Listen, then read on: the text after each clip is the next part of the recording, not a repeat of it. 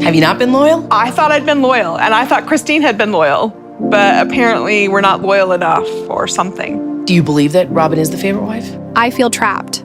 Trapped in every possible way. Financially, emotionally, spiritually. There's nothing left for me. Christine got the house, and me? I was left standing with empty hands, wondering how on earth I ended up in this position. I've always been smarter than this. Always been the one with a plan. The one who thought ahead. Yet here I am, stuck. It started quietly, like a rumor whispered in the dark. But now it's grown into a storm, into something no one can ignore anymore. People are beginning to realize that over $500,000, yes, $500,000, may have quietly flowed through a family PayPal account, only to land directly in Robyn Brown's hands. That number is more than just money. It's a ticking time bomb shaking the foundation of everything this family built for decades. And the worst part? That money, those earnings, weren't just conjured out of nowhere. They were family funds, income built through blood, sweat, and years of sacrifice, much of it orchestrated and held together by Janelle. Yet Janelle herself reportedly never gave permission for it to be used, never agreed to her share simply disappearing into someone else's dream life. Janelle once admitted, in words that broke fans' hearts, "I never felt like I had real control over my money because everyone was pulling from the same pot. And in the beginning, that was fine. We believed in that. We built our family system around it. But near the end, it just became impossible." Her words weren't just confessions, they were warnings. For years, the Brown family prided itself on pooling resources, but what started as unity slowly transformed into exploitation. Toward the final years, money began to vanish, slipping through hands without explanation. Kody was withdrawing funds, Janelle didn't know why, and yet Robyn's home life only seemed to expand. Larger, grander, more luxurious with every passing season. According to insiders close to the family, the suspicious PayPal transactions may have taken place during the late Flagstaff era, a time when, on paper, Kody was still spiritually tied to all 4 wives. But in practice, he was essentially living a monogamous life with Robyn. The account in question wasn't just any account. It was said to be tied to a shared LLC or family trust, something all the wives had contributed to over the years. The principle was simple. Everyone added what they could, and in return, everyone was supposed to benefit. But without clear legal marriage contracts or defined ownership rights, Janelle's portion may have evaporated into thin air. To fans, this was more than oversight. It felt like betrayal wrapped in paperwork. When the whispers of the missing money first circulated, the fandom exploded with speculation. Many were stunned, though not entirely surprised. After all, the timing lined up too neatly with Robyn's sudden acquisition of a $65 million Arizona mansion. It was a house that stood as a physical representation of her status, her influence, and now possibly of the misdirection of family wealth. Janelle herself would later remark that the property was never truly meant to be mine, a statement laced with disappointment and the sting of betrayal. In the beginning, the family had discussed everything openly. Bills, priorities, investments. It was all up for debate. Everyone had a voice. But Janelle confessed that in later years, Kody would just take money out and I didn't know for what. The money was flowing and it was flowing fast. That house became more than walls and furniture. It became a symbol of secrecy, of shifting priorities, of loyalty being rerouted away from the collective and poured solely into Robyn's future. Fans began to wonder, could the house itself be the most concrete evidence yet of financial manipulation? And to make matters even murkier, Robyn reportedly rejected Janelle's request to add other wives' names to the mortgage. Janelle wasn't asking out of greed. She was asking out of protection, a way to safeguard her years of contributions. But the refusal was swift and firm. By then, it was likely already too late. The ink was dry, the deed secure, and Janelle's dreams were sidelined. The sister wives community erupted. Conversations shifted from marital struggles to whispers of embezzlement, of estate theft, of hush money changing hands. Janelle's tone in interviews became sharper, her patience thinner. She didn't name names, but her implication was undeniable. "I'd like to recoup some of the money I put into Robyn's house," she said. And fans didn't hear resignation in that statement. they heard the first warning shot. Because if what they suspect is even halfway true, this wasn't an innocent accounting mistake. It was a deliberate act, a hidden agenda, a cover-up stretching years. And what Janelle was about to do next, according to rumors, could crack the family facade wide open. For decades, Janelle played the role of the steady strategist. She was the numbers person, the planner, the quiet backbone. She didn't crave roses or romantic gestures. What she wanted was respect, stability, consistency. While others fought for affection or struggled with insecurities, Janelle managed the unglamorous side of polygamy, the money, the logistics, the future. But behind closed doors, even she began to unravel. It wasn't just one argument or one betrayal. It was the accumulation of countless small cuts, missed holidays, forgotten birthdays, children neglected. Her children, once the very heartbeat of the Brown family, were being brushed aside in favor of Robyn's household. When fans asked her why she endured nearly 30 years before walking away, her reply was devastatingly simple: because I thought he was worth it. By the end, even that belief crumbled into dust. The cracks deepened when the family relocated to Flagstaff. Kody's absences grew. Janelle later admitted she had to remind him to visit her house, while he practically lived at Robyn's full-time. She recalls saying, "You can rest here just as easily as you rest there." But his silence gave her all the answers she needed. The man she had built a life with, the father of her 6 children, had already left her emotionally. He just hadn't said the words out loud. The emotional neglect was crushing, but when paired with financial evasion, it became unbearable. And then came the ultimate insult. When Janelle suggested building on the family's collective investment, Coyote Pass, Kody brushed her off coldly. The land that had once represented their shared future was reduced to a bargaining chip he didn't even want to acknowledge. At the same time, Janelle couldn't ignore what was happening at Robyn's house. New art, pristine landscaping, lavish furnishings, all appearing while Kody preached about debts and financial struggles. "I see all these things, and that's fine," Janelle said. "I've spent money too.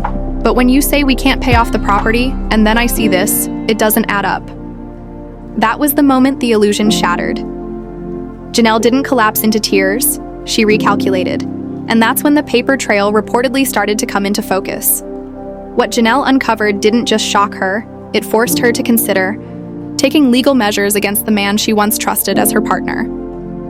Once upon a time, the motto had been, all for one and one for all. Every wife contributed something, be it income, childcare, or emotional labor.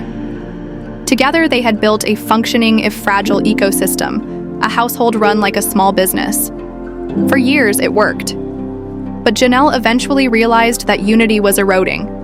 Slowly, then all at once, the financial balance collapsed. 10 years. Ago, she sensed the shift. No more pooling, no more strategy. It became survival of the fittest, each wife fending for herself. Except Robyn. When Robyn needed a home, the we magically reappeared and everyone chipped in. Janelle stayed quiet then, believing in sisterhood. But later, when she asked for fairness, when she asked that all wives be included on the mortgage, she was met with resistance. Kody's explanation was chilling. "We need to protect Robyn's estate." That single sentence was the nail in the coffin. It revealed what Janelle had feared all along. The money wasn't family money anymore, it was Robyn's. The alleged $500,000 PayPal transfer, the LLC, the secret withdrawals, suddenly everything aligned. Kody had been hiding behind vague debts, buying cars, outfitting fleets, investing in trailers, all while the wives were left in limbo. Meanwhile, Robyn's home shone like a showroom, upgraded and pampered, while the rest were told to tighten their belts. Janelle confronted Kody, desperate for answers. His response wasn't denial, it was avoidance. "I don't owe you details," he allegedly snapped, brushing off her concerns. "You'll just take it to the gossip mill." But the real gossip, the scandal that would rock the entire fandom, didn't even begin until Janelle started digging. And what she uncovered pointed directly to a secret transaction, one that might never have come to light if Janelle hadn't pressed harder. So where did the alleged $500,000 come from? That's the million-dollar question. Fans have theories. Some believe it was TLC checks from earlier seasons, earnings meant for the collective but funneled elsewhere. Others whisper about private donation channels, online fan contributions, secret streams of income. Whatever the truth is, Janelle's discovery wasn't just a revelation. It was a declaration of war. Quiet, measured, but undeniable. And for the first time in years, Janelle wasn't just enduring. She was preparing to fight. Some fans insist the missing money wasn't just from TLC checks or family accounts. They point instead to book sales, speaking fees, and royalties. Income Janelle helped generate over decades, yet never truly received her fair share of. The one detail that unites every rumor is this: nobody really knows where that money went except Robyn, and maybe Kody. Janelle, meanwhile, was left completely in the dark, at least until the decor in Robyn's home began to change. That was the spark that set off an avalanche of suspicion. According to one insider, it happened during what should have been an ordinary visit. Janelle walked into Robyn's house and was struck by what she saw. Freshly landscaped yards, designer wall art hanging in the living room, and even a newly renovated kitchen backsplash. Nothing about it looked frugal. Nothing about it suggested financial struggle.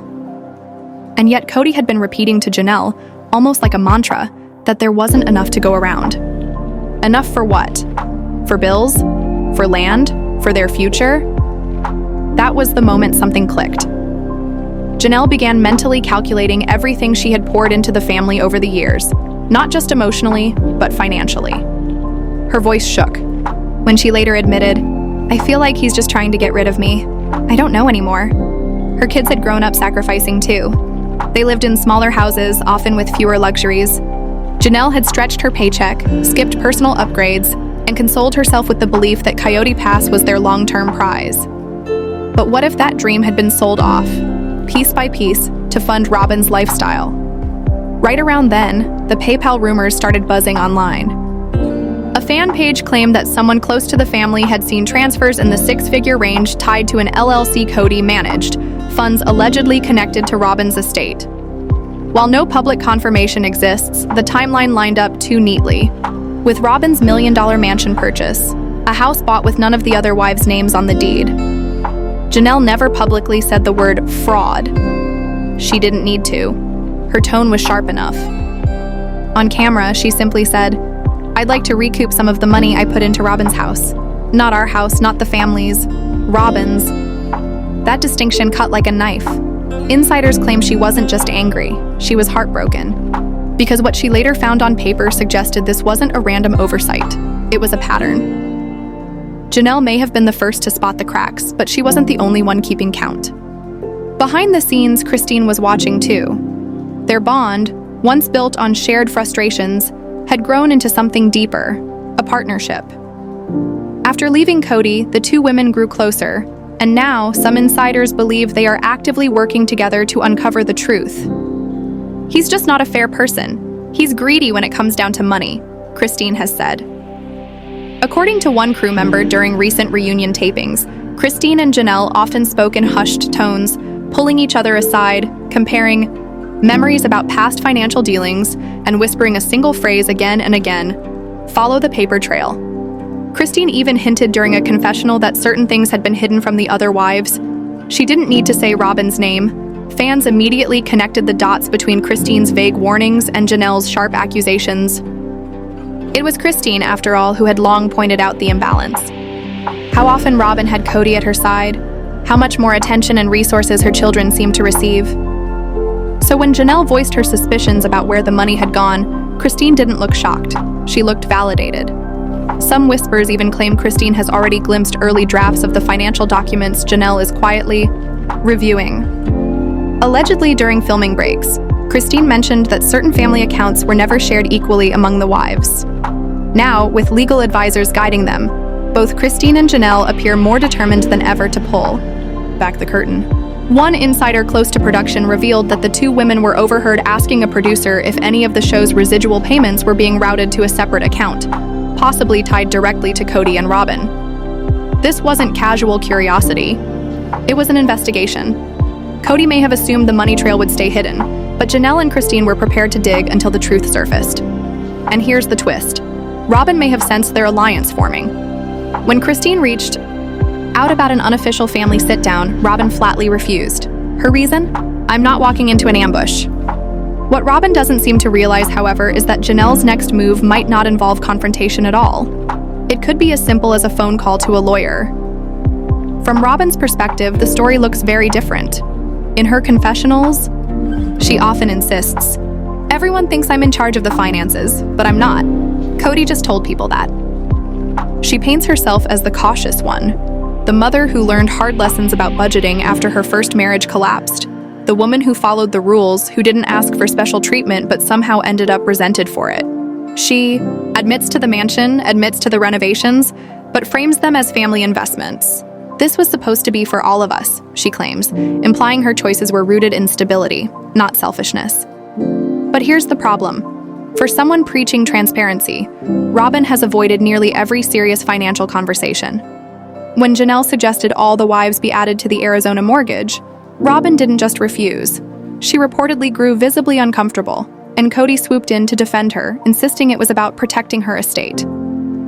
The optics, however, were terrible. After years of claiming unity, suddenly Robyn was off limits.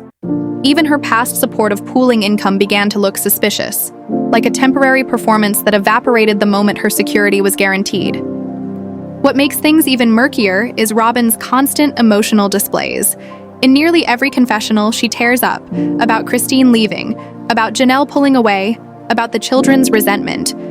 While some fans still empathize, many now suspect those tears serve a purpose. Robyn always cries right before the blame shifts, one fan wrote online.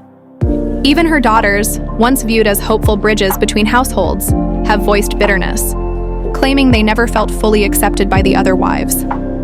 Christine and Janelle, on the other hand, have publicly pushed back, insisting their doors were always open. So who, then, is rewriting history? Robyn, who insists she was misunderstood, or the wives who now see their sacrifices as stolen? At this point, Robyn's greatest fear may no longer be losing her family.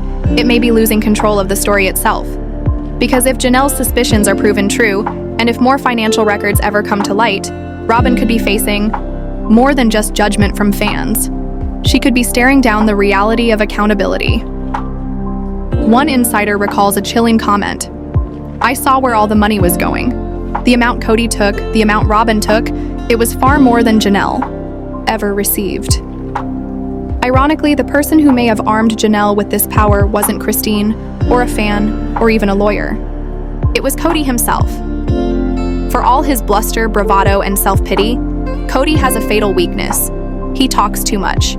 He vents, he spirals, he overshares. And according to multiple accounts, that's exactly how Janelle first learned about the alleged PayPal transfers. Not from documents, not from accountants, but from Kody's own careless tongue. The supposed slip happened during one of their final serious discussions about Coyote Pass. Janelle had been pressing him, trying desperately to get clear answers. Why hadn't the land been paid off? Where had the money gone? And that's when Kody reportedly let something slip. He mentioned needing to settle up with Robyn's household because of previous family support transfers. On the surface, it sounded like more vague spin, but Janelle froze at the wording. Family support? Transfers. It wasn't a phrase he'd ever used before. The way he said it, defensive, jittery, as if he was justifying himself before she even accused him, set alarm bells ringing. Later, as she replayed the conversation in her mind, the implication hit her like a punch. If there had been a massive financial move, if something sneaky had been hidden, then that phrase was his way of dressing it up, cloaking it in legitimacy. It wasn't a payment, it wasn't theft. It was family business, framed as support. But semantics couldn't hide the truth. Janelle was still part of that family. And if Robyn had received a six-figure transfer behind everyone else's back, that wasn't support. That was siphoning. What stung most wasn't just the money. It was realizing Kody likely never intended to tell her at all. That slip wasn't honesty. It was a mistake. And when he realized what he'd said, insiders claim he immediately changed the subject, something Janelle noticed instantly. From that point on, her tone shifted. She stopped trying to rebuild. She started calculating. When she looked at Christine and said, "I think I'm going to have to lawyer up," it didn't sound like empty drama. It sounded like a woman with receipts. Kody, for his part, grew cagey. In later confessionals, he clammed up. "I'm not disclosing that anymore," he snapped. "I'm done with information leaks." What he called leaks, others called accountability. But the more he withheld, the deeper Janelle dug. And fans now believe she may not just be planning to confront him, she may be preparing to sue him. For years, the wives didn't know what each other received financially. Everyone just worked with whatever they had, assuming fairness. But Janelle? She was seeing the bigger picture. And now, she wasn't holding back. For 3 decades, she played by the unspoken rules of plural marriage.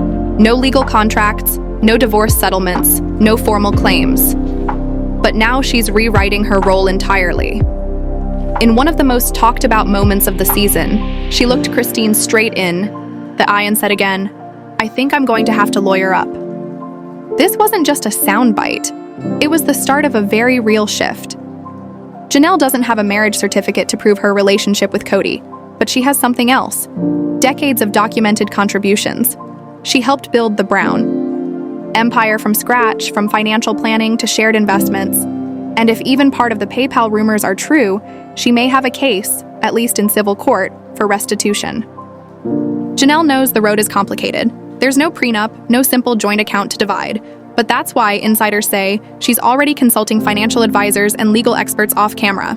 According to one production source, Janelle even asked TLC whether her on-air statements about paying into Robyn's house could later be subpoenaed. Her concern wasn't about trouble, it was about making her claims airtight.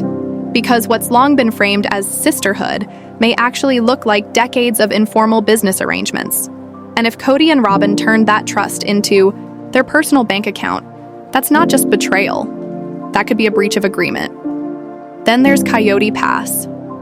That land, now finally paid off, was once their shared dream. But with Janelle effectively pushed out, she's demanding clarity. Sources say she wants itemized records of every dollar she contributed, and she's prepared to demand proof of any funds siphoned into Robyn's property instead. Kody insists she has no legal rights. Janelle isn't buying it. She's done taking his word for anything. Her kids are firmly on her side, grown, vocal, and angry. Maddie, upon hearing the rumors of the $500,000 transfer, reportedly exploded. To her, it wasn't a mystery. It was stolen legacy. She cut ties with Kody and Robyn completely, refusing contact and even excluding them from major milestones. Gabe, once Kody's golden boy, turned cold too. When he learned his mother may have been exploited financially, he told her flatly, "If he won't take accountability, I don't ever want to see him again." Even Savannah, the youngest, quietly admitted that when her wedding comes one day, she expects her brothers, not Kody, to walk her down the aisle. Because she already knows her father won't show up. That generational rejection cuts deeper than any legal fight. Kody may have written off Christine and Janelle, but now their children are writing him off too. Not out of bitterness, but for survival. And Janelle? She sees it clearly. She hears it in her kids' voices. That's why she's no longer staying quiet. If this does go legal, she wants every last cent accounted for. And Robyn? She's gone silent. No statements, no denials, no social media explanations. Just silence. And that silence is deafening. Kody, meanwhile, hides behind spiritual slogans and blame shifting. But behind closed doors, everyone knows the energy has shifted. Janelle is no longer the steady peacekeeper. She's the one with documents, with allies, with a case. What started as heartbreak has transformed into a reckoning. The ultimate question remains: how much did Robyn really receive? Was it truly $500,000? Or was that just one piece of a larger puzzle? Multiple transfers hidden under the vague label of family support. TLC won't comment, but fan pages. Claim anonymous tips have already been sent to watchdog blogs and even financial investigators. If this ever reaches formal inquiry, it won't just be about betrayal. It could expose years of off-camera transactions that tell a story the show never dared to film. Christine is right there beside Janelle, not for revenge, but for justice. As one source close to production put it, if you think Christine and Janelle are done, you're wrong. They've only just begun. Fans are louder than ever, demanding transparency, flooding comment sections with hashtags like "Where did the money go?" and Team Janelle receipts. And if Robyn thought she could cry her way out of this storm, she may be facing her toughest reality yet. Because this time, it's not just about tears or television. This time, there are records,